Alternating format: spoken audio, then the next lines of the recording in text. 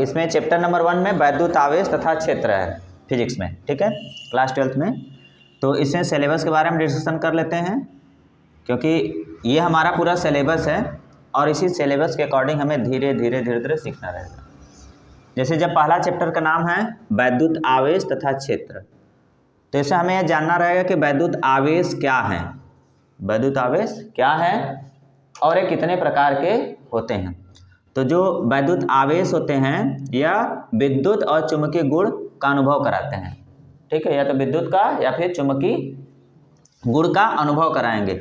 और वैद्युत आवेश के प्रकार कक्षा 10 में पढ़े ही होंगे कि एक पॉजिटिव होता है और एक नेगेटिव, एक धनात्मक आवेश होता है और एक ऋणात्मक आवेश होता है, ठीक है। इसके बारे में वैद्युत आवेश के बारे में सर्वप्रथम बेंजामिन फ्रैंकलिन ने बतलाया था, कब? 1750 में, ठीक, वहाँ पर लिखे हैं, ठीक है, बेंजामिन फ्रैंकलिन, ठीक है, 1750 में आवेश के बारे में बताएं।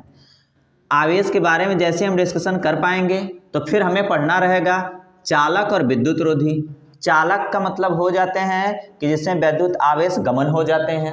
अगर विद्युत धारा में आगे लेते हैं तो विद्युत धारा गमन हो जाता है, तो वह जो है कि चालन कहलाता है, और जो पदार्थ रहता है जिसमें जाएगा वो क्या कहलाएगा? चालक कहलाएगा। अब विद्युत रोधी जिसमें आवेश नहीं जाएंगे, ठीक है, जिनमें आवेश नहीं जाएंगे उसे हम क्या कहेंगे? विद्युत रोधी। और यदि विद्युत धारा में बात करेंगे तो करंट फ्लो नहीं होगा, ठीक है।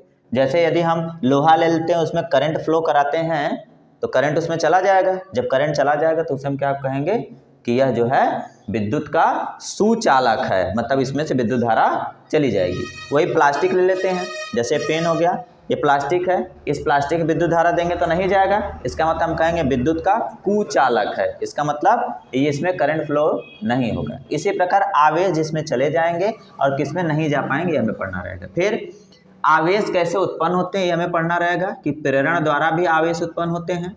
फिर वैद्युत आवेश के गुण क्या होते हैं, मतलब जो वैद्युत आवेश हम पढ़े हैं इसका क्या क्या गुण होते हैं। तो इसमें योज्यता का गुण होता है, आवेश जो है संरक्षित होते हैं, न तो उत्पन्न होते हैं न तो समाप्त होते हैं, केवल ये चेंज होते रहते हैं, हमें ये भी पढ़ना रहेगा। उसके बाद जो है कूलाम का नियम होगा, ठीक है, कूलाम वैज्ञानिक आवेश के बारे में बताएंगे, तो कूलाम का नियम हमें पढ़ना रहेगा। और कूलाम के नियम से दो बिंदु आवेशों के बीच लगने वाले बल के लिए सूत्र का निगमन भी करना रहेगा, ठीक। तो कूलाम ने बताया कि यदि दो आवेश होते हैं r दूरी पर यदि स्थित रहेंगे तो उन दोनों आवेशों के बीच लगने वाला बल उन आवेशों के अनुक्रमानुपाती तथा उनके बीच की दूरी के वर्ग के व्युत्क्रमानुपाती होता है।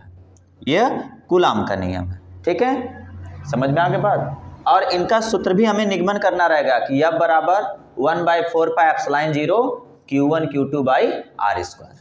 ये सूत्र का निगमन है, जब मैं पढ़ाऊंगा तो निगमन इसमें कराऊंगा, ठीक। उसके बाद जैसे ही आवेश के बारे में चालक, विद्युत रोधी, प्रेरण, वैद्युत आवेश के गुण, कूलाम का नियम पढ़ लिए, अब हमें पढ़ना रहेगा कि विद्युत क्षेत्र क्या होते हैं, ठीक है, कि इलेक्ट्रिक फील्ड क्या हो जाते हैं, इसके बारे में पढ़ना रहेगा। फिर जो विद्युत क्षेत्र उत्पन्न हुए वह आवेश के निकाय के कारण हो रहे हैं कि नहीं हो रहे हैं, हमें ये पढ़ना रहेगा।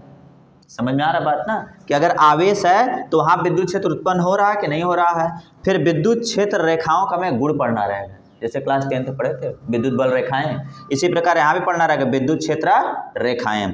फिर वैद्युत फ्लक्स पढ़ना रहेगा हमें कि वैद्युत फ्लक्स क्या होते हैं, फाई ई, जिसे हम फाई से प्रदर्शित करते हैं, इसका सूत्र भी हमें मिलेगा फाई बराबर BA cos थीटा, ठीक है। फिर वैद्युत द्विध्रुव में पढ़ना रहेगा कि वैद्युत द्विध्रुव जो रहते हैं इसके बारे में अध्ययन करना रहेगा। फिर वैद्युत द्विध्रुव के कारण अच्छी स्थिति में वैद्युत क्षेत्र की तीव्रता के लिए सूत्र का निगमन, ये निगमन है, ठीक, कि E बराबर हमें फाइंड आउट करना पड़ेगा। इसी प्रकार वैद्युत द्विध्रुव के कारण निरक्षीय स्थिति में वैद्युत क्षेत्र की तीव्रता के लिए हमें सूत्र ज्ञात करना पड़ेगा, निरक्षीय स्थिति हो जाएगा, ठीक है।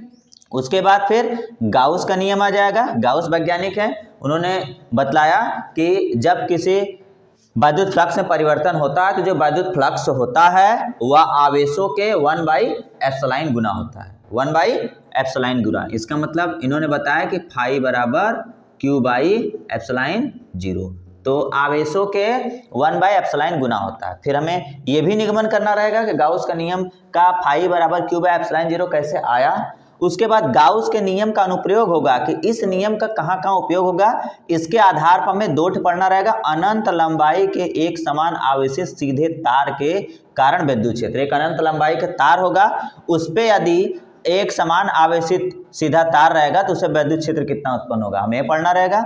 उसके बाद एक समान आवेशित अनंत समतल चादर रहेगा, उस पर पढ़ना रहेगा। और अंत में आंकिक प्रश्न में पढ़ना रहेगा। इस पार्ट से मोस्ट इंपोर्टेंट आंकिक प्रश्न। उसके बाद थोड़े बहुत परिभाषा और रहेंगे, जैसे कि दो या दो से अधिक किसी आवेश से बल लग रहा है तो वह बल का कुल योग कितना होगा, आवेशित कुल योग कितना होगा, छोटे छोटे परिभाषा जो अन्य के अंतर्गत आ जाते हैं।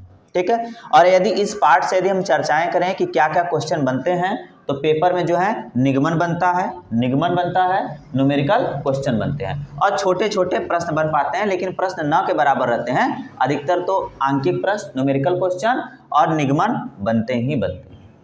ठीक, समझ में आ गया इतना बात कंप्लीट। चलो तब अब आगे चलते हैं।